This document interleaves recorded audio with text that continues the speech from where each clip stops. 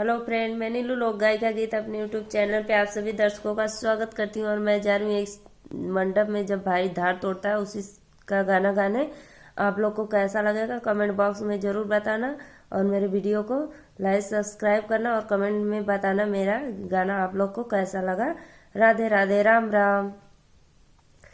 सोनमा के लोटवाए भैया गंगा के पनिया हो। सोनमा के लोटवाए भैया गंगा के पनिया हो।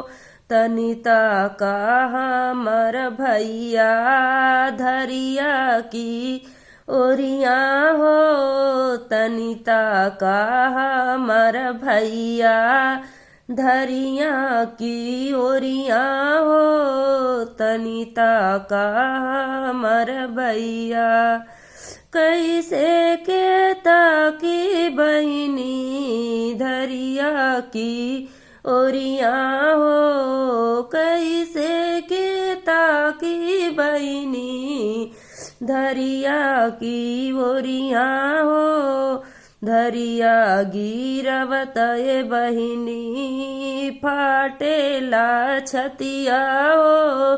धरिया गिरवत ये बहिनी फाटेला छतिया हो। धरिया गिरवत ये बहिनी फटता त फाटे देऊँ आजू की रतिया हो। बिहने हम जइबे भैया दूर न देसवा हो। बिहने हम जइबे भैया दूर न देसवा हो। बिहने हम जइबे भैया।